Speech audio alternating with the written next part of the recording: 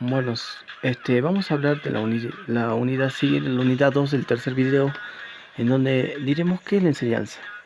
De las páginas que siguen a la página 15, bueno, en ella nos dicen que la didáctica nace ligada a la idea de la educación para todos.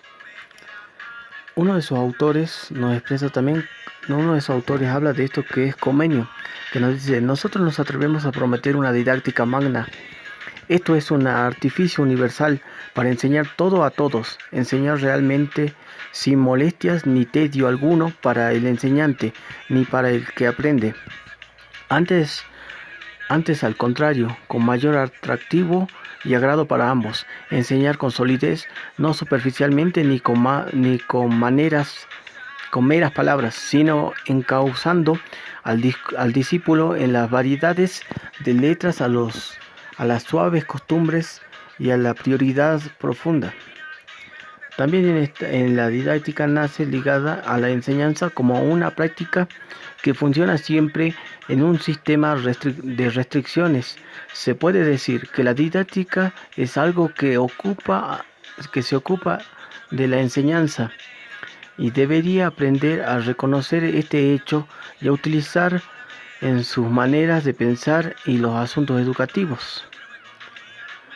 También en esta enseñanza, la enseñanza como una actividad de enseñar y aprender, la cual para eso se da en la escuela, lo que se daba en las escuelas tradicionales estaba centrada en la figura del profesor y su capacidad de modelización. El movimiento de la nueva escuela, el cambio de esa escuela nueva a la escuela nueva, da a cambiar la responsabilidad de la educación, de la tarea del profesor y de la actividad del alumno. En su metódica, desarrolla dispositivos de trabajo. En escuelas tradicionales era muy metódico ese pensamiento, pero también se mantuvo en las escuelas nuevas. Y a su vez también se trabajó mucho más en los trabajos rigurosos que se dieron en las escuelas nuevas. Luego, otra enseñanza de actividades para aprender está la enseñanza que incluye los términos de control, en las cuales los grados de control juegan un papel importante en esta enseñanza, sobre la actividad del que aprende o sobre el ambiente en el que vivirá su experiencia educativa. Otro grado de control es que la enseñanza carece de sentido. Aceptar una tarea intencional y específica de ordenamiento y regulación del ambiente y de la actividad con el fin de promover experiencias. El ambiente es un papel fundamental en los grados de control. La propia enseñanza carece de sentido sin aceptar la tarea intencional y específica de ordenamiento y regulación del ambiente y de la actividad con el fin de promover las experiencias y aprendizajes. Bien. Siguiendo con la enseñanza y incluyendo los términos de control, se piensa que en términos de simetría inicial y simetría final, que los dos pueden terminar iguales. También nos hace falta que el profesor conozca la didáctica. Se dan dos razones. A veces, en simple razón, no es preciso que un profesor sepa bien de didáctica, ya que tenemos disciplinas, ya sea como las matemáticas, que poseen estructuras que, que se hacen aptas para su transmisión, ya que son muy rigurosas y muestran procedimiento para desarrollarlas. Los profesores que dominan bien esta materia tienen avanzado camino para enseñar. En un momento se pensaba que los profesores únicamente necesitaban manejar bien sus disciplinas para desarrollar una buena educación, pero más adelante se cambió a que el educador tiene que ser alguien que es intuitivo, tiene que ser intuitivo. Esta es una mezcla de capacidades de comunicación, empatía, carisma y claridad en el propósito, unidos con las motivaciones, y son personas excelentes, de excelentes enseñanzas. Otra también puesta en lo que nace que el profesor conozca otro de estos casos se refiere a los estudiantes, como Jackson lo dice, el supuesto de la identidad compartida. En esto nos dice que el profesor piense que sus estudiantes son como él. Cuando se habla de la identidad compartida, nosotros como profesores pensamos que el alumno sabe, sabe lo que nosotros estamos explicando, pero muchas veces nos damos cuenta que el alumno desconoce sus conocimientos o no tiene los conocimientos cognitivos para seguir avanzando en el tema, ya sea que desconoce una división para realizar operaciones fraccionarias u otros. Es por eso que nosotros tenemos que ser intuitivos ante esta enseñanza que incluye los términos de control. Bueno, siguiendo con esto, también hablamos de la capacidad del docente, consiste en realizar el procesamiento pedagógico del conocimiento y su planificación y la guía de los alumnos para permitir el aprendizaje. Lo que nos dice que una capacidad no se define por el saber, sino por un saber hacer. Esto quiere decir realizar tareas. Ya sea que nosotros como docentes debemos planificar, dirigir la clase, comunicar, coordinar el grupo y diagnosticar a nuestros estudiantes, a su vez evaluarlos y organizar actividades. También el docente nosotros como docentes muchas veces vamos a participar como docente multitareas, ya sea en la participación administrativa y en consecuencia criterios y también en ayuda con nuestros colegas de nuestras áreas, ya sea el área de matemática, el área de física. Otro factor.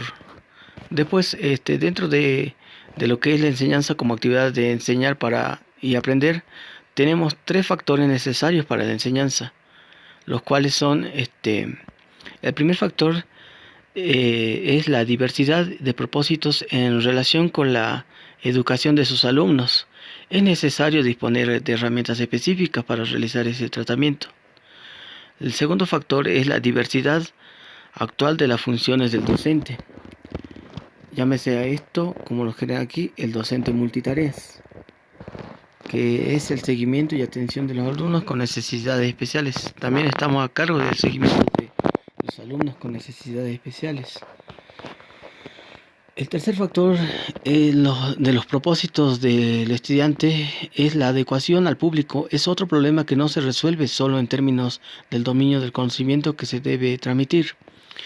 Quiere decir que tenemos que hay temas o cosas que se deben educar para los estudiantes, desde un conocimiento científico a un conocimiento cotidiano, para que el alumno pueda entender e interpretar este conocimiento, para más allá profundizarlo a este conocimiento e introducirlo a la parte científica, a un conocimiento científico. Bueno, siguiendo con este movimiento, vamos al tercer caso, que son los rasgos generales de los enfoques de enseñanza, los cuales son 5 rasgos de enfoque de enseñanza. El primero, cualquier enfoque o modelo de enseñanza sostiene una enseñanza en forma principal cualquier enfoque o modelo de enseñanza sostiene y enfatiza una forma principal de enseñanza. Se aprende mejor haciendo cosas prácticas, escuchando y explorando por sí mismo, practicando sistemáticamente y involucrados en la tarea de la producción. El siguiente rasgo es el enfoque de la enseñanza, que mantiene algunos supuestos en torno a cómo se relaciona la enseñanza y el aprendizaje. La relación de la enseñanza con el aprendizaje se puede dar de maneras causales, mediadoras y negativas o retiradas. Estos 3 conceptos se van a ir desarrollando más adelante. Bueno, otro enfoque de estos rasgos son la relación tiene relación con los anteriores, y se puede señalar que cada enfoque otorga un cierto valor a la responsabilidad y tiene que asumir la enseñanza y que enseña. También hay otras variables, como es la actitud del alumno en las tareas del aprendizaje. La enseñanza no es un papel principal de este rasgo. Otro rasgo de este enfoque de la enseñanza es la planificación la planificación, que constituye el cuarto rasgo. La enseñanza planificada se regula, es donde se regulan las actividades del alumno. Dentro de esto tenemos uno de estos enfoques clínicos que nos dice que el profesor controla la situación inicial, pero su intervención abren eventos imprescindibles para X. Bueno, también dentro de esta unidad hablaremos lo que es los modelos de enseñanza y la perspectiva. Esta síntesis nos dice que en ella se afirman que la enseñanza consiste en procesos que permiten que varios sepan lo que al principio sabía solo uno de los participantes.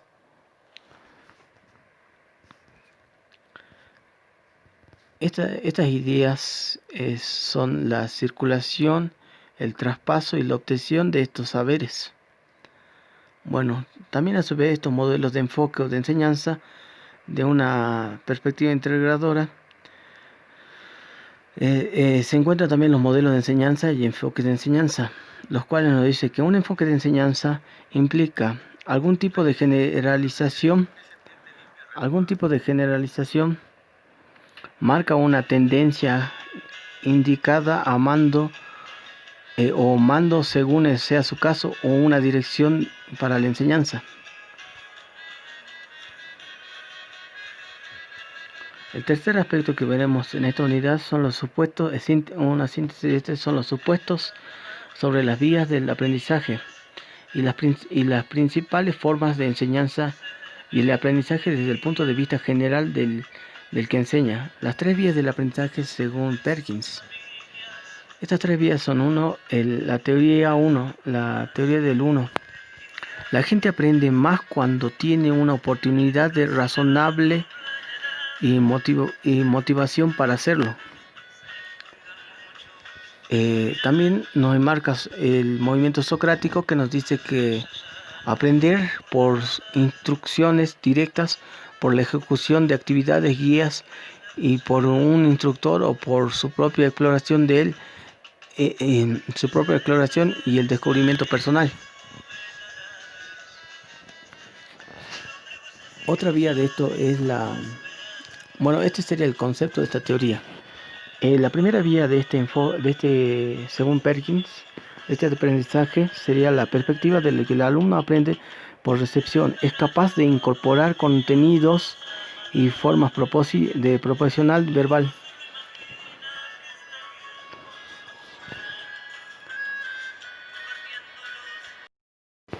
Bueno, la segunda perspectiva dice que los alumnos aprenden por imitación. El aprendizaje se explica por la acción que los alumnos desarrollan imitando el enfoque que se les ofrece. Es el aprendizaje en el que se prioriza el saber cómo. La imitación o imitativo productivo es la ejecución la ejecución que cada vez es más perfecta, en que se corrige la imitación del modelo. El modelo o inerte o modelación interactiva de imitación, es el modelo de imitación donde se ven las habilidades de simples procedimientos complejos. Según se dice, es el practicum, el aprendizaje de alguien más experto. Si yo veo a mi profesor cómo desarrolla el resolver una ecuación, voy a imitar cómo resolver esa ecuación hasta yo conseguirla, y es más hacerlo de manera más rápida, el procedimiento que nos ha enseñado. Bueno, el tercer aprendizaje de como pensadores es contribuir los modelos mentales que sobre el mundo que los rodea. Ese es el aprendizaje como pensadores. Bueno, esto interacción como otros mediante el diálogo elaborando una hipótesis. Ya en ese sentido se hablaba mucho en la edad griega que si primero pienso, luego existo. Bien, pasando a los siguientes temas, vamos a hablar un poco acerca, el siguiente tema que vamos a ver es el aprendizaje desde la perspectiva de los alumnos. Cómo los alumnos ven la enseñanza. Para Garay Feldman, la enseñanza intervienes en el aprendizaje, la actividad del estudiante. Hay tres enfoques de esta mirada de los alumnos, de la percepción de los alumnos. La primera es la superficial. El estudiante averigua cuáles son los requisitos de la tarea, exige de cumplirlos con algo que se asemeje a lo que podría esperarse. La segunda es lo estratégico. Es donde se adecúan su nivel de esfuerzo a la mejor rentabilidad entre los trabajos y las notas. Otro enfoque que da esta mirada de la perspectiva de los alumnos es el profundo, donde se prioriza la comprensión por sobre cualquier otro objetivo y desarrollo estrategias para ello, y se desarrollan estrategias para ello. Entonces tenemos tres enfoques que da el alumno. El primero es el superficial, el segundo es el estratégico y el tercero es el profundo. Dentro de esta mirada del alumno, dos estilos de aprendizaje tenemos. El primero es el holítico, en el cual se busca la comprensión global, relacionante y divergente. Se relaciona con el conocimiento se relaciona el conocimiento nuevo con la experiencia. El segundo es el serialístico. Estos dos enfoques van a ser muy importantes porque se van a hablar mucho en los siguientes temas. Bueno, el serialístico proceden de la manera analítica y secuencial, que enfocan sus atenciones en un punto y avanzan paso a paso. O sea, enfocan su atención en un punto y avanzan paso a paso. Otorgan premisas a la claridad y a la estructura. En cambio, el holítico tenía una mirada de comprensión global. El socialístico tiene una manera de proceden de una manera analítica y secuencial. Bueno, esos son dos aprendizajes que se dan dentro de esta perspectiva del alumno. También se ve el ambiente de enseñanza que un alumno desarrolla. En este ambiente contribuyen a crear un enfoque de aprendizaje. Como dicen, un buen ambiente genera buenas memorias que serán valoradas. Siguiendo con esto, vamos a ver lo que es los supuestos sobre la relación entre la enseñanza y el aprendizaje. Los enfoques causales. Para comenzar, en este caso, en este supuesto de la relación de la enseñanza y el aprendizaje, tenemos que el aprendizaje es la variable que depende de un sistema en el cual se enseña la variable dependiente. Los enfoques mediacionales